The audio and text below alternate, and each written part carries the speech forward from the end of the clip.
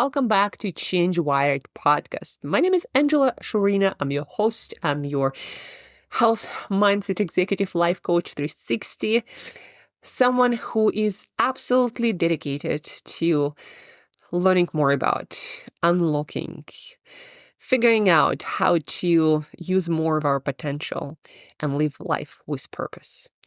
And that is why I've been super excited and been looking forward to share this podcast for a while now. My guest today chases storms for a living. And I don't say that often. Not metaphorically, quite literally. He tracks weather systems where big waves are forming, and then he gets on a plane, often landing the night before, and pedals out to surf them. 3, 4, even 7 stories high kind of waves. My guest's name is Matt Bromley, someone who is from South Africa, where I've been residing for the past 3 years of my life. Matt is a professional big wave surfer, someone who is a kind of surfer who can be only compared to a multiple Olympic champion, if that kind of sport was in Olympics. Matt, someone who has spent almost 20 years training his mind and body for moments most of us will never choose to come close to. And here's why I wanted Matt on this show. This episode isn't really about surfing at all.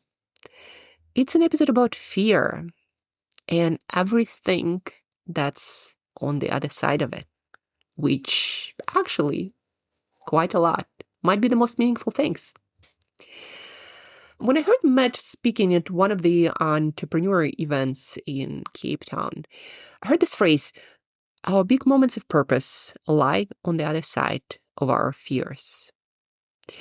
And when I heard this, I instantly wanted to lean in and learn more. And most importantly, I wanted to understand how Matt manages his mind so he leans into that fear a lot more than regular people, so he gets to live his most meaningful and purposeful life. We get into how Matt prepares for his big wave surfing events, and we focus a lot not just on physical training, though there is plenty of that and it's important, but his mindset training that captivated me. How Matt visualizes what he calls his hero moments before every big surf. How he learned to catch his stories that his own mind tells him under pressure that are not always the stories that are helpful to do his best in life-threatening situations. Matt talks about how he learned to rewrite them in real time and how he learned to move from anxiety into excitement, which it turns out are almost the same feeling in the body, and the difference is entirely in the story we choose to believe, we choose to tell ourselves. We also get into some deeper personal moments and the next big wave, metaphorically, that Matt is about to ride right now. We talk about the loss of Matt's brother a couple of years ago and how that reshaped what actually matters to him more. How Matt's stepping into a completely new kind of big wave, coaching teenage boys on imposter syndrome and all kinds of diseases, quote unquote, of the mind, which makes him, as he honestly admitted, just as nervous, if not more, as some of the big waves he surfs. If you ever stood on the edge of something that scared you, a decision, a conversation, a version of your life you haven't quite stepped into yet, I think you're going to see yourself in this conversation. Even if you've never seen a wave bigger than what breaks on your local beach. And most importantly, you're going to learn how to train your mind, how to train your internal dialogue, your mindset, which then conditions your body and everything that you're going to do so that you step into more moments of your fear, So then you get to live the most purposeful, extraordinary, unlocking the most of your potential kind of life. So let's get into it. Here's my conversation with Matt Bromley. Matt, welcome to Change Wired podcast. So excited to have you here. Thank you so much. I'm really excited to be here too. Maybe let's start with a little bit of backstory because probably not everyone on this podcast knows who Matt Bromley is. Could you tell our listeners? Yes, who are you? What do you do in the world? How did it all started? So I'm a proud father and husband. I have two kids, a 3-year-old and a 5-year-old. I live in Kommetjie, which is about 45 minutes south of Cape Town. And yeah, I'm a professional big wave surfer. So I track storms that are forming around the world. And when it looks like they're going to produce really big waves, then I fly over and I often land the evening before. And then I have a media team with me and we document these big swells. We surf these big waves and create movies and media. And yeah, I'm also now in the speaking game. So I do quite a bit of public speaking. And I'm also entering the coaching space as well. At the moment, I work with teen boys. And yeah, that's a little bit about me. Well, I don't know what. Not often do I get to talk to someone whose profession is big wave surfer. Right? It's quite a title. Probably not so many people in the world doing that. But how did it come to be? Like, when did it start? How long have you been doing that? Well, I grew up in Kommetjie, which is a really great kind of place to be to get into surfing and also into big wave surfing. Like I was in a house on the beach, and right about a kilometer out to sea, there's a big wave called Sunset, which gets up to the waves get about 3-4 stories high out there. They get huge. And from when I was very young, I could see those big waves breaking out there and people surfing it. But at the time, growing up and at school, I thought I would never do that. It just looked really cool, but it was almost like the vision was paved there before me. And my dad, he's been surfing now for 62 years. So he Oh, started wow. when he was 10. And he would drag me out to surf some of the slightly, like I would say, the medium-sized waves. And from a young age, I really enjoyed pushing myself in those bigger waves. And yeah, so lots of little stepping stones, getting into it early and working my way up. And suddenly I find myself out at Dungeons, which is the really big wave we have off Hart Bay. It delivers some of the biggest waves in the world. And I had my first session out there when I was 17 years old and had a very bad experience. I got 5 huge waves crashing on my head that I felt like I was close to drowning, and I actually was going to get out of the water, get back on the boat, and have nothing more to do with big wave surfing. And while I was paddling to get out of the water, I caught the biggest wave of my life at that time, and it was such an incredible ride for me and experience, and that kind of opened up the whole door for me of big wave surfing. And from that moment onward, really, I started to train and Mhm. prepare mentally and physically for big waves. And when I Yeah. mean big waves, I'm chasing these waves that are 3 stories up to 7 stories high It's so and hard to imagine breaking in even. deep. Yeah, it is. It is hard to imagine. It's like a moving mountain of water. Yeah, and Yeah. we're trying to catch these things. And was it the moment, when you were 17 years old? Like, when was that moment that you realized, this is the thing that I'm doing for life? Mm. Like, how did that happen? How did that, I don't know, Mm. feel? Because so many people, the reason I'm asking also, so many people are looking for, these days for purpose, for meaning, for like their thing. And they're not sure often how to approach that. And how do you know if that's like the thing? How did it happen for you? Yeah, I mean, it's for me. It took quite a radical experience. I think, as I mentioned, like I felt like I was going to drown, and then suddenly I had that incredible ride. I I I strongly believe that we all created for a purpose, and a lot of people Mm-hmm. have differing beliefs on that. But I think I would have found my way to it eventually if it Mm-hmm. wasn't even for that one session. But yeah, it's even when I grew up.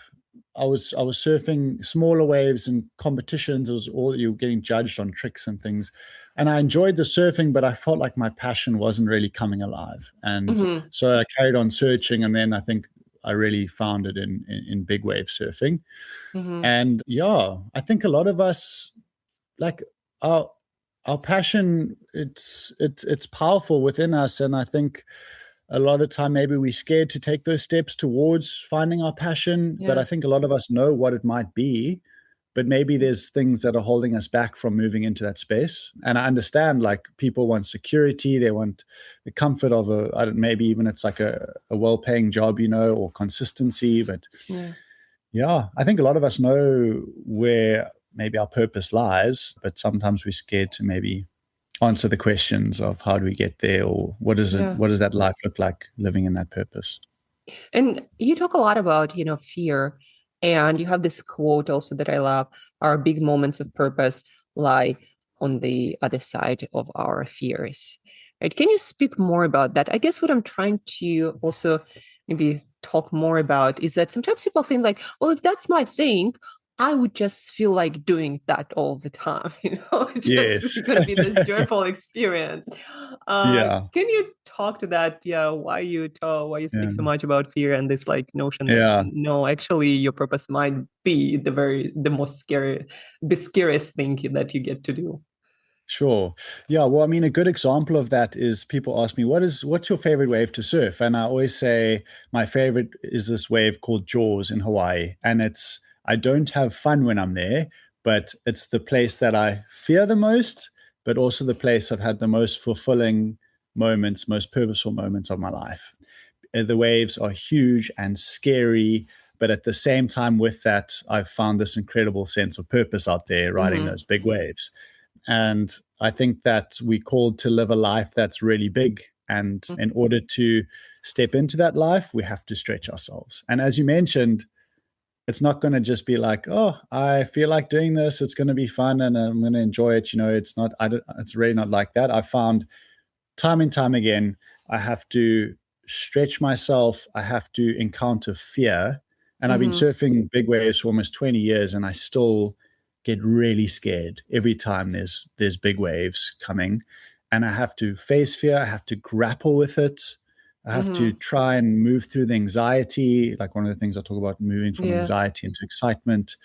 And I really have to grapple with it. And then once I get to the other side of that, that's when I've had my biggest moments of breakthrough, caught that big wave that I wanted. But in surfing, but also in other parts of my life, I found time and time again I've had to really, really face fear and move through it. And then on the other side, I found my best moments and my Mm-hmm. big moments of purpose. So I don't think it just falls into place naturally. I think it takes a lot of effort, being intentional, but also definitely leaving our comfort zone and going into a new space, which is scary. Yeah. Well, it is scary, and for you it's also very very much life threatening, like literally, right? You can die there. And yet you overcome this, fear over and over and over again, and you get back there. I think, like, what I'm curious about, how did you, like, the first time, and maybe you remember that, maybe not, but you were faced with this fear, right? How did Mm, you decide to get to the other side? And also, like, the mm, follow-up question, like, why do you think so many people stuck on this mm. side get stuck, right? On the wrong side of it, yeah. Yes, exactly. Yeah, well, I'm a very unlikely candidate for being a big wave surfer because even from a young age, I was always nervous of things and scared to try new things and shy with people. And I'm still very conservative by nature. So I think I did encounter fear quite a lot being young because when I was younger, because I was just scared of a lot of things. But I started to see that I think there was a mix of being like fearful, but also a drive to achieve my full potential. Mm-hmm. I'm very like disciplined and driven to really achieve my full potential. So there were Yeah. those two things at play in my life. And yeah, I was often feeling fear, and then most of the time I would actually let the fear get the better of me, and I would shy away from situations. But then I think that experience that I had at Dungeons when I was 17 was a really big breakthrough moment for me, where that was the first time I felt real fear. When I saw that 30-foot wall of water towering over me, about to crash on my Mm-hmm. head. And at the time, I had no tools to deal with it. My adrenaline went through the roof and I was petrified. That was the first time I really felt that deep fear. But then moving through that and then catching that big wave, I found when I chose to face my fear, my purpose came alive. And that was, I think, a big moment for me, that Mm-hmm. it's not this living a life of purpose is not going to come easy. And that was a big shift for me. I think that fear is going to be a part of the process over and over again. It's just, Mm-hmm. people talk about overcoming fear, but I don't think you really do. I think it's Yeah. always going to be something knocking on the door. And yeah, we've got to be prepared to kind of keep moving forward, even though the fear is still there. Yeah.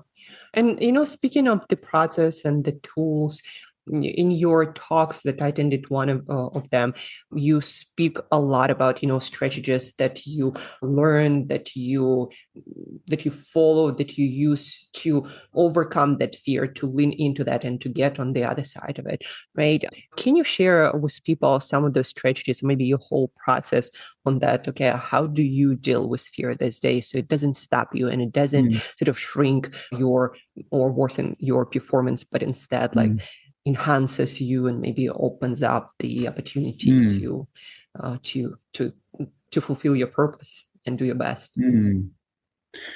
Yeah, I mean, I think I'll share two things that really help. The first one is visualization, and I use a lot of visualization, and I kind of feel like the visualization takes me to the other side of my fear. And I think for a lot of us, we focus on the size of the challenge, the size of the storm, the fear Mm-hmm. around it, the obstacles. I try to visualize what could be on the other side of that. So Mm-hmm. the reward, the opportunity, the big wave, whatever that looks like. And I put myself there. I feel all the senses. If for instance I'm going to this wave called Jaws, I will visualize my whole routine, Mm-hmm. waking up in the morning and going down to the wave and the warmth in the air and the ocean and the saltiness in the air and like the everything that's going on. I'll try to bring my senses into visualize every detail, and then I'll visualize my dream wave that I'm paddling into, and I catch that wave, and I'll visualize that dream wave over and over again, and Mm-hmm. that really helps me to kind of to get excited instead of thinking of that storm and just wanting to avoid it. Because my natural tendency when I think of a storm, I want to stay away from it. So my visualization really takes me to the exciting part of it, Mm-hmm. to the opportunity that's in it.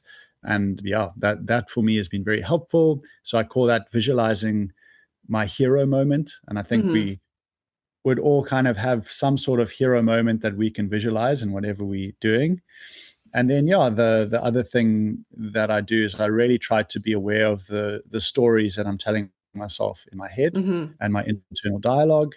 And I think so many of us are very unaware of the thoughts in our minds. And our thoughts are really the start that drives our emotion. And then our emotion drives our behavior and our decision making and our actions. And all the stories in our minds are so, if they're so influenced by our upbringing, an experience we had last week, our siblings, parents, friends, where we live, what we believe, everything plays a part in shaping the stories then that we tell ourselves about Mm-hmm. challenges that we're facing.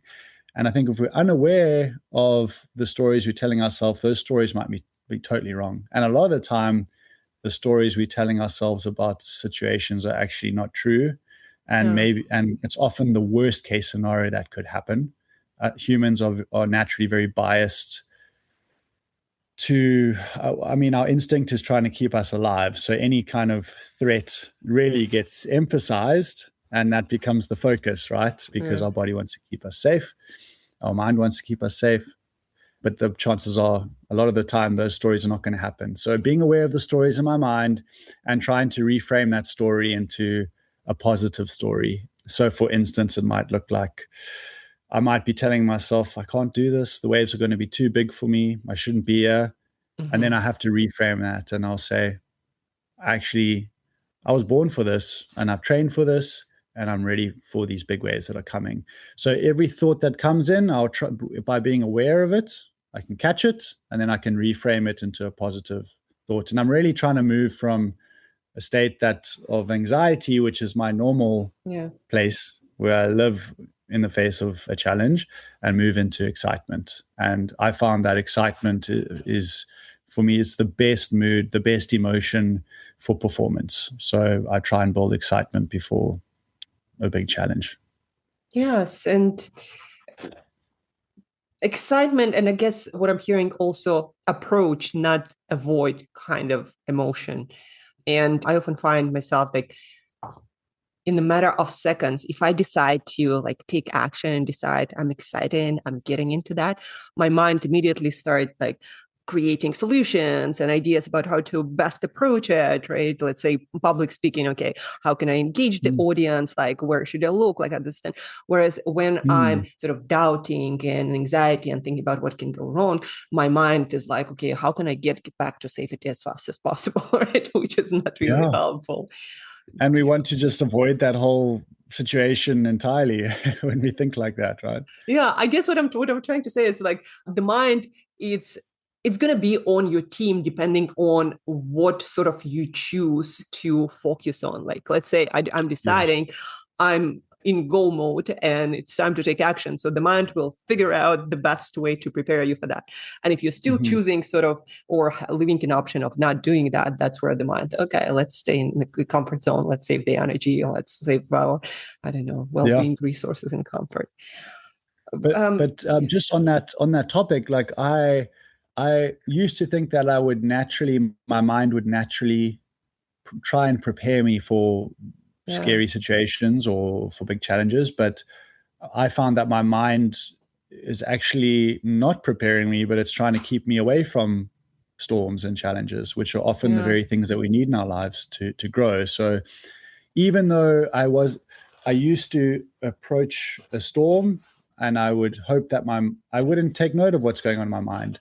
I would think that my mind would naturally be working Yeah. to get me ready for it. But I found even by not actively building a mindset, I was still building a mindset, but it was just a negative one because I Yeah. still had thoughts and stories about what I was going into.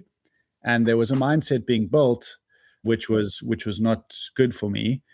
So by actively choosing the thoughts in my mind, and I'm actively building a mindset that gets me ready for it. Yeah. So that was quite a big shift for me to actively build instead of passively let things just happen.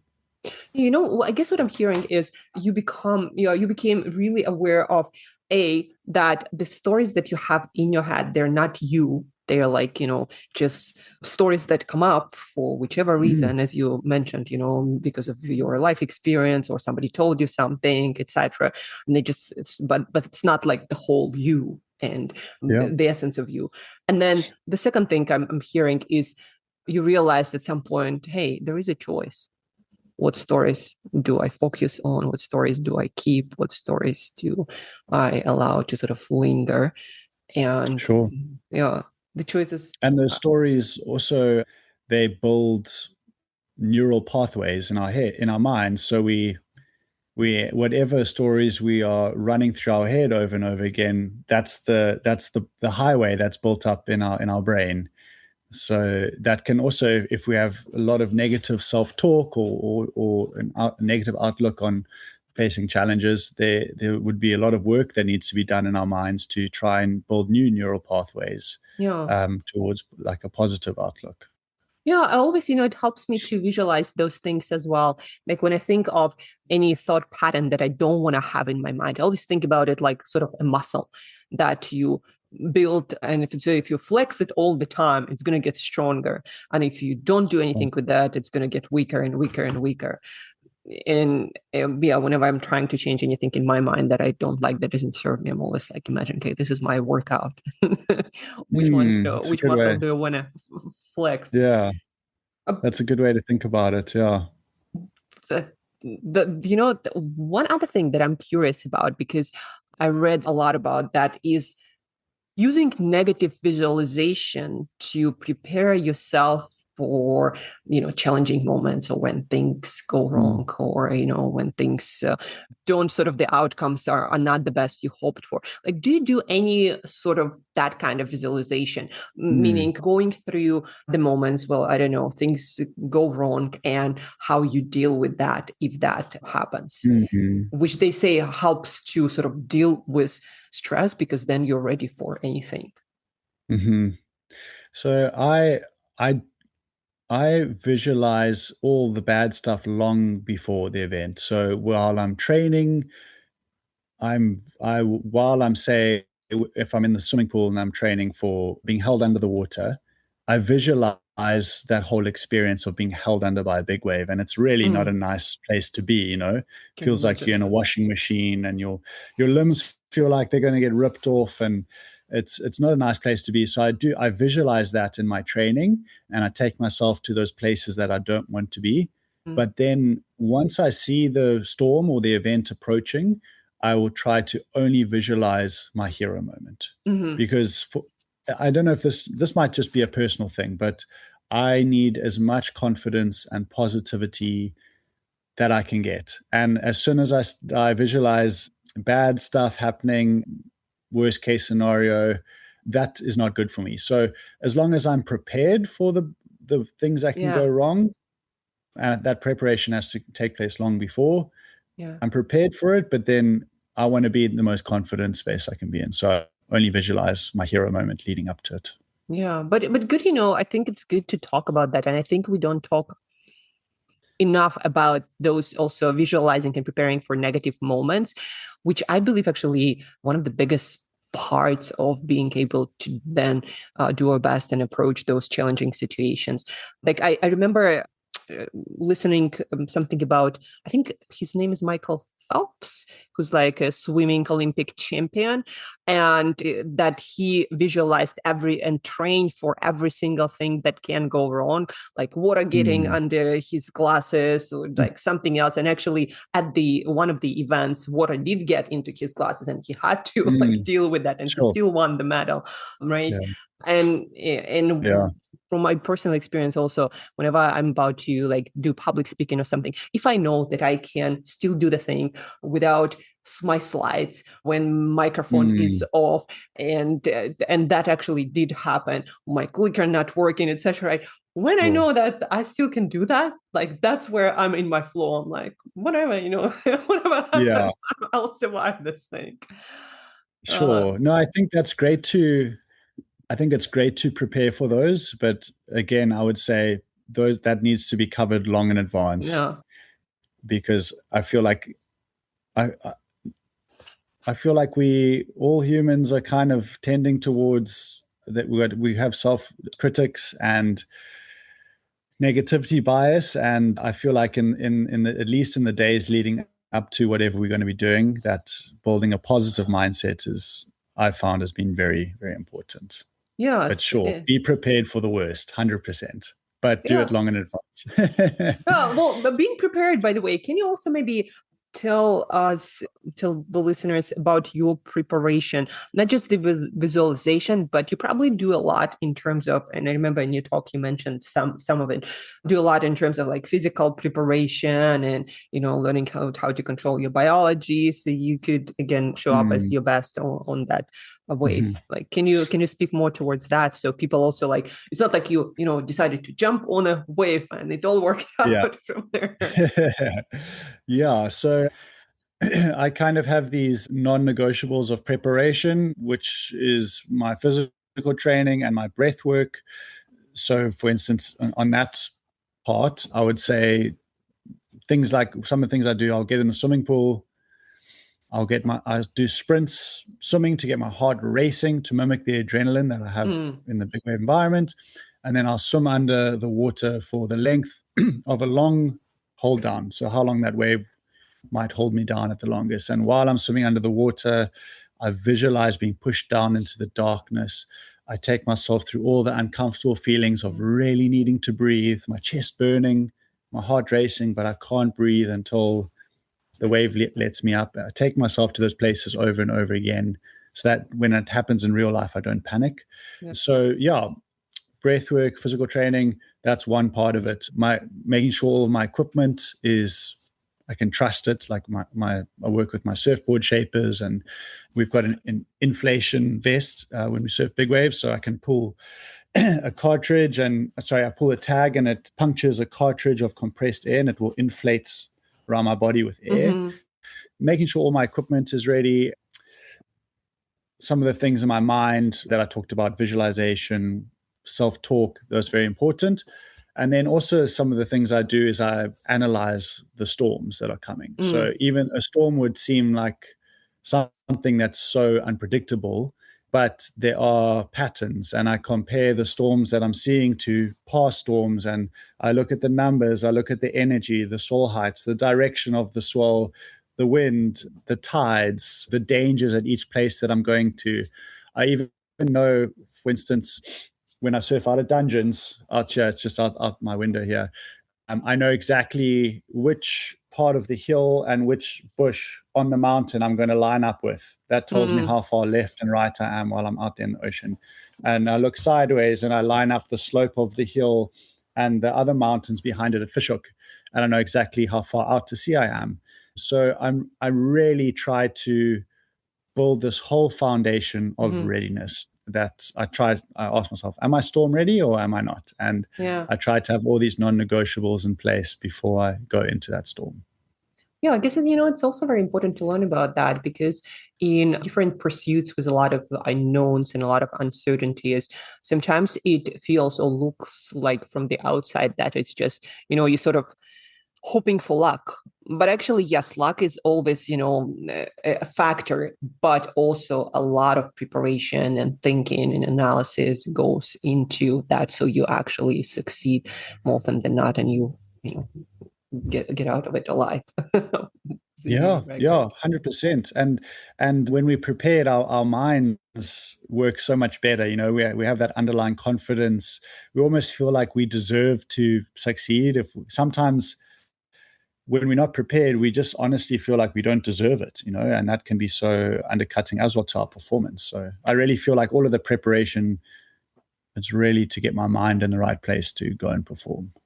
Yeah, it kind of, reminds me, although obviously very different, when I rollerblade, when I finally like learned all the, techniques and tricks, etc. That's where I finally could let go, and my mind also could focus on the moment and addressing like the small Mm, issues that come up versus thinking about like how do I don't know, put my foot, or how do I brake, how do I not fall here, right? And I feel like in a lot of uncertain mm, situations in life, it's like once you have mastery of those basics and you know where you are, your sort of terrain and everything, that's where your brain can actually now get into the situation and analyze things as they come up.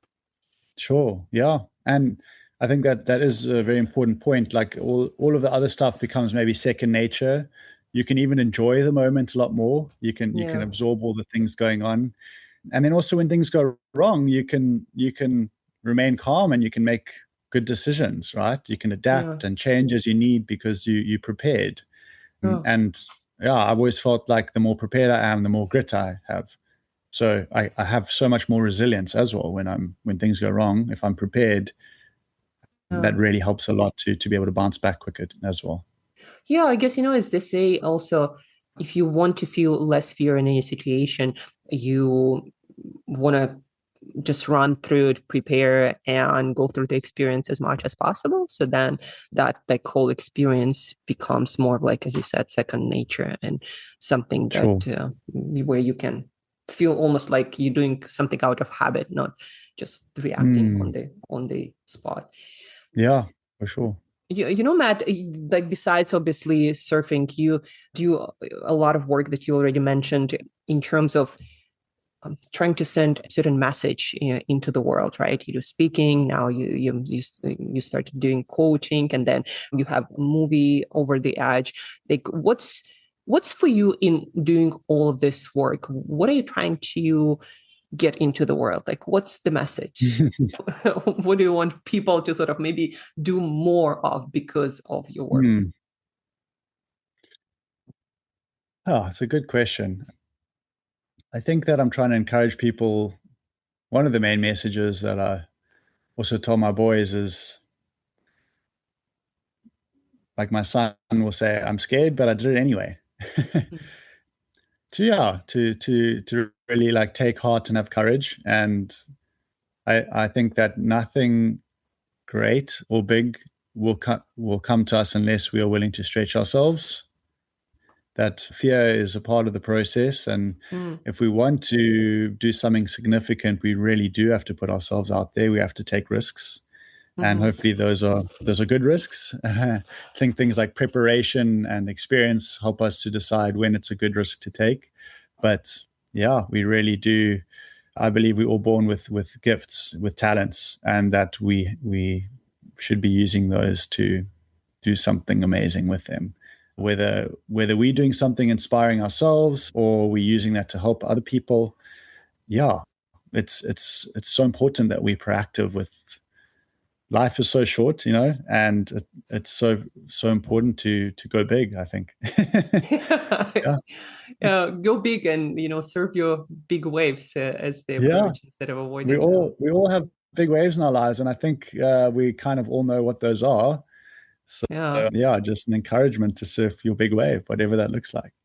Well, speaking, of those big waves that people that might be approaching people at different stages of their life, what would you recommend people to do? Maybe like step one, step two, step three. They are, facing their big waves, whether that's work or relationships or maybe health or whatever that is. Like, what are the first few things that you Hmm. think people should do to do it in the right way and to approach it and Yeah. to have this beautiful Yeah. transformational experience?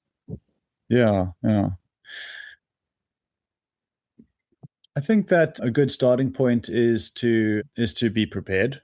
Like, know what you're going into, Mm, be prepared, and that make sure that the reward or the thing on the other side of it is worth it, is worth the effort. mm, I think a lot of people unfortunately work or they do things, but they actually don't really know why they are doing it or what the purpose is, mm, and they put a lot of effort into something, but they don't know kind of why. So I think mhm, knowing what you're working towards, what's on the other side of the fear, what's on the other side of the challenge, that must mean something to you. That mhm, that needs to be important to you, and that can be very motivating to get you through the tough times when you kind of have in mind the reward or the opportunity on the other side. Being prepared for whatever coming your way. There's no shortcuts, and you have to be disciplined and being prepared. And then, yeah, accept that if you're going to do something big, that fear and anxiety is going to be a part of it. And I think it's always good to acknowledge. We don't want to ever shove it down.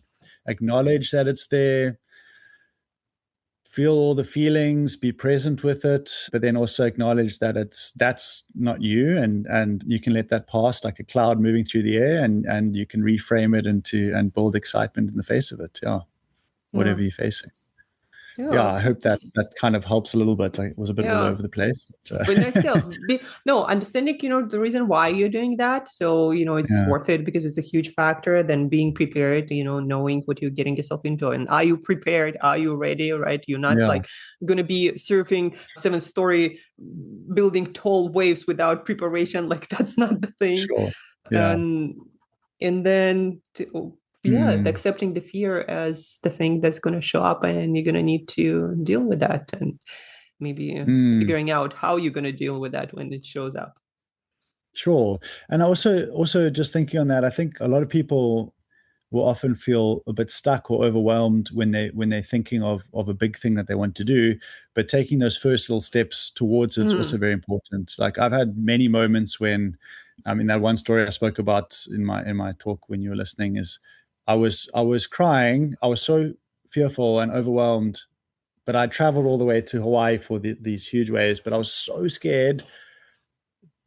But just taking that first step, that's mm, that's the first little bit of momentum, taking a step towards it, and then taking another one. And my big wave journey has been a whole lot of little stepping stones that have brought me mm, to in surfing on the biggest stages around the world. So taking those little steps towards it in the right direction and being intentional about it has been very important for me. Yeah. It reminds me of this phrase, how do you eat an elephant? Like one bite at a time, right?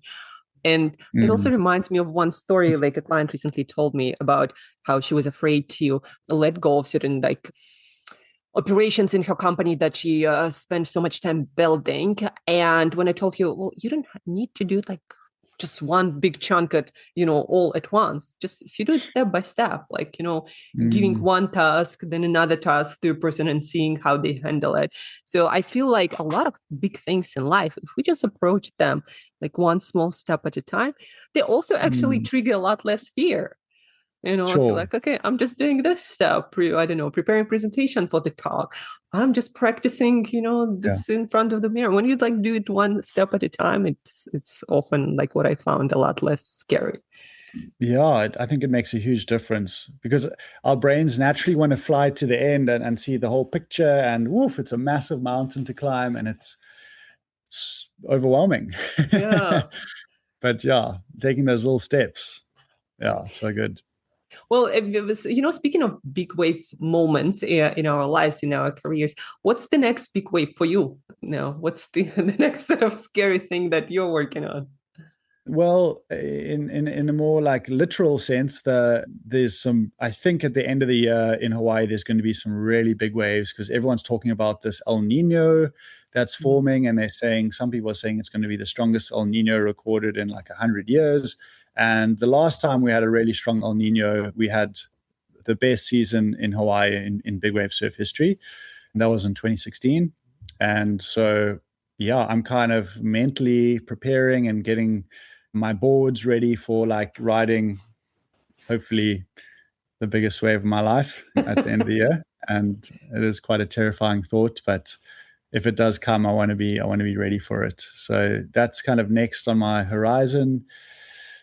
Yeah, I'm also leaning into the coaching space as I mentioned, and that's been mhm. really, really cool. So I think that's a new big wave for me that I'm trying to tackle, and so much fear. Like when I've got a session coming up, I'm like, it feels like I'm going to surf like a huge, huge waves of dungeons, and I'm trying to get prepared for it. Yeah. So that's also been really cool and Did you find, scary. yeah, did you find the same process like helpful that you use for riding big waves, yeah, applicable to coaching? Definitely some of the same processes, but also because it's such a new world to me, I do have a lifetime of experience in the sense of my felt experience and dealing with people around the world and all that stuff. But this is now a new space for me, so there's definitely a Mm, lot of imposter syndrome. I don't mm, have that experience in that field specifically, so there's a lot of like treading new ground, which hmm. which is very scary for me. Yeah, I think like you said it right, like this, like new ground is what often the scariest thing for us, no matter in what domain it is, right? Um, Definitely. What are some of the things you do when you're facing fear? How do you cope with it yourself, and what are some of your oh, processes like? I think it's pretty much the same what you explain in a sense that like I also studied a lot of high performance psychology and like the process, and I coach a lot of people on going through difficult moments in their lives. And it's a visualizing, okay, like what it is you want very clearly, what's the experience you're afraid of. There is this phrase, fear is a mile wide and an inch deep. When you actually define your Mm, fear, like what exactly it is that you are afraid of, right? mm, All of the details. And very often you'll find that actually what you're afraid of either very unlikely to happen, or I also invite people, and I do it myself, actually walk yourself through the worst case scenario. And for most of us, it's not dying, right? Are you still there? I think yes, yeah, okay. yes, I am. Yeah. Yes. So looking into worst case scenario, of what also Tim Ferriss, like just one of the sort of entrepreneurs, thought leaders online, uh, Mm, popularized fear setting. Right? You look into the worst case scenario, and you define that very clearly, like, okay, what is the worst case scenario? Then the likelihood of that. And then you think through all of the things that you're going to do if that does happen. So sort of like, okay, if the worst storm, like the worst outcome, I'm going to do X, Y, and Z. And then what can you do now to prevent that from happening? And you take action steps in that. Let's say I'm about to do public speaking and I'm afraid that, I don't know, my presentation not going to open up, or like my clicker not going to work, etc. Right? So I prepare for all of the situations and I have a game plan.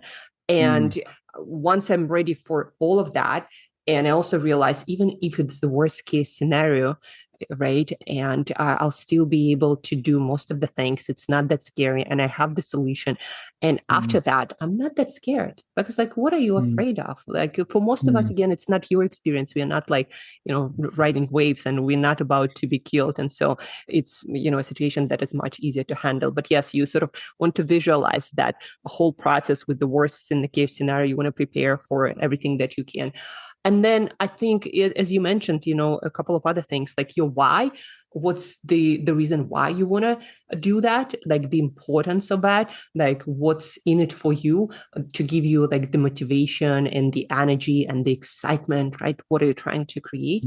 And then ultimately those, small steps. Like, okay, I remember when I wanted to jump out of the airplane, do my first parachute, like jump. I think a week before I started freaking out. I was literally feeling anxiety being nowhere near the plane. And I said to myself at that moment, you're just going to take it one step at a time. So right now you're nowhere near the plane. So, there is no reason to be afraid. Then as I approach the experience, I'm like, okay, I'm just getting dressed. I'm just driving to the place. I'm just getting onto the plane. I'm just sitting on this bench and, being stripped to that guy. And then it's like, just 1 second of fear and you're flying. Yeah. That's awesome. So you just right here, right now, you can deal with it, what's directly in front of you. Exactly. It's sort of like those blinders they put on horses so they don't get scared of all the stuff. Because very often, as you said, your mind will try to like sort of grasp the whole picture just to have better sort of hold of things. But it's not always good for your emotional and mental state to actually deal with the situation. And what I learned also from Navy SEALs, they called it the skill compartmentalization. So basically in life in general, if you want to deal well with situation in hand, very often you need to actually close your perspective. So you only deal with that thing that is in front of you versus trying to grasp the whole thing and deal with every single step that is coming at you. So Awesome. Yeah, so that I found to be very helpful. And the same, like, with my clients as well. Like, okay, what do I need to deal with now? And that's the whole thing, right? Awesome. No. Oh. But that being said, I have still a few questions for you. So thank you for asking me a question as well. High performance psychology is actually the thing that I think, the most passionate about, because I feel like if you win the game here, you can win any game like in the outside world. True. So the question is, first, what is the question that you are not asked but wish people would ask you more often?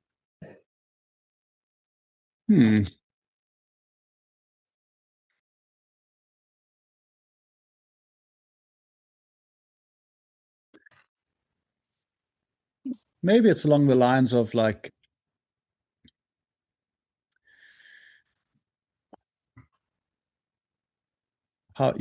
maybe it is along the lines of like the stuff on fear. Like, how do you have the courage to do it? Because a lot of people just assume that I don't get scared, and a lot of people just assume that it comes naturally, but I actually get like so scared. So like, maybe like, what's it like to be so scared, and what's it like to still build the courage to step up to that, because most people think, I'm just going to paddle out now and go surf a huge wave. So what maybe tell us about this experience?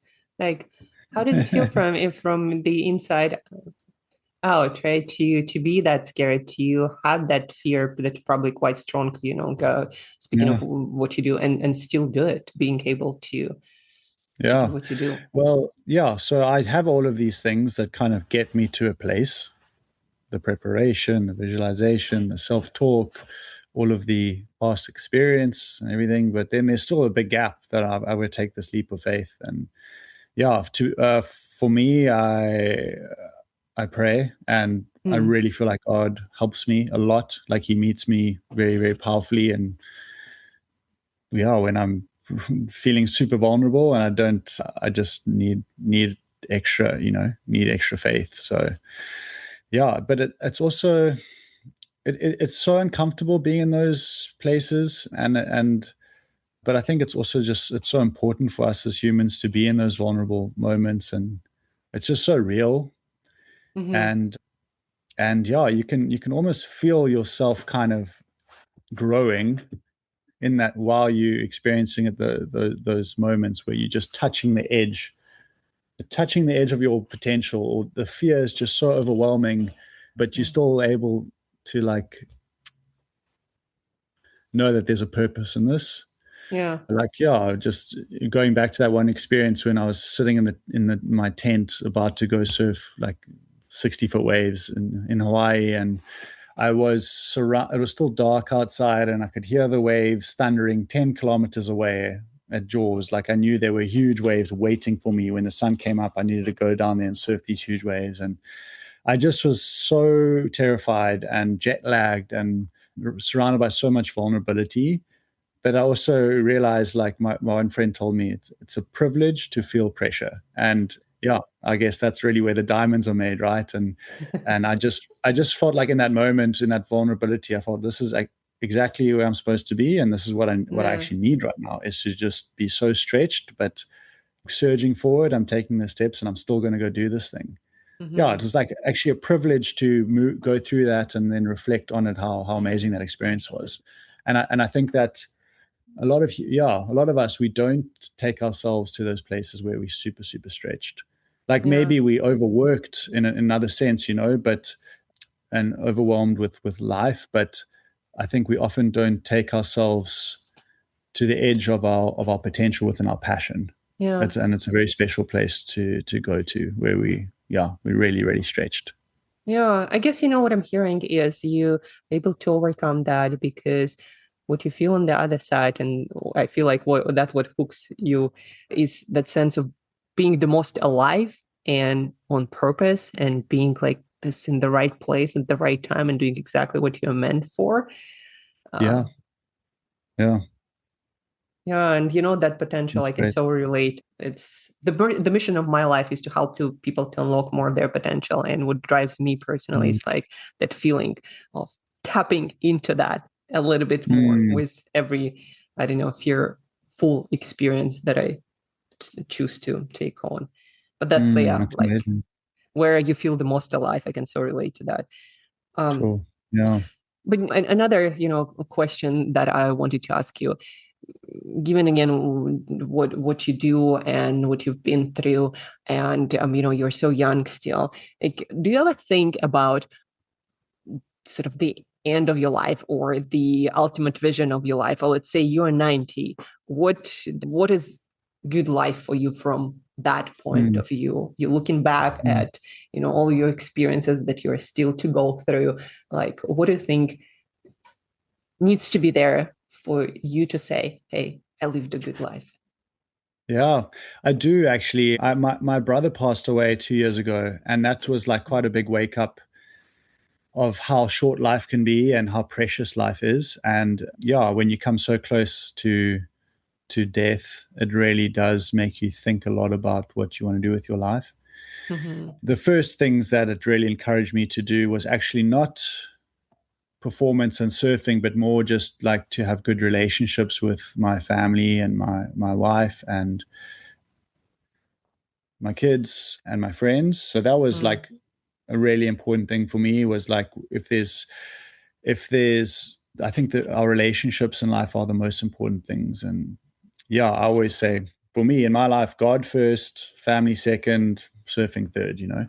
So Yeah, I think it's what that question you're asking is so important to take ourselves to the end of our lives, and what if we look back, what's going to be a good life, and I do think about that. And I think if I can inspire people to ride their big waves, that would Yeah. be a really cool thing, and help a lot of people. I really want to encourage people to be able to like break those chains of fear of failure, Hmm. fear of not being enough.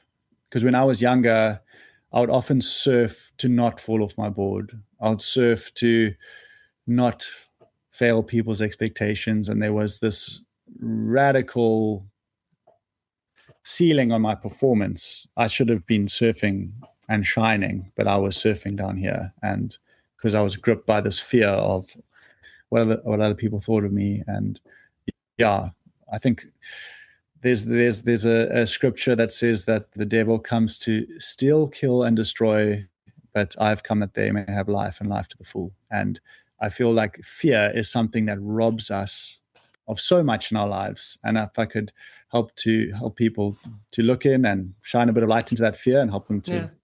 live a bigger life, I think that I would be pretty stoked. Amazing. What a great vision. I think it's also a good time to maybe finish our podcast and yeah, to get on with living our big lives, riding our big waves. Matt, again, thank you so much for the interview and for, I'm sure, inspiring more people to approach their life in a bigger way and to unlock more of their potential and to do the things that they're fearful of. As maybe the last message or something that you would like our listeners to you would like our to leave our listeners with, like what's Mm, maybe the message or an action step mm, or awesome. anything as a parting thought. Uh, Something that's maybe at the forefront of my mind would just be go and define what your big wave is that you need to ride, and then start taking steps towards that.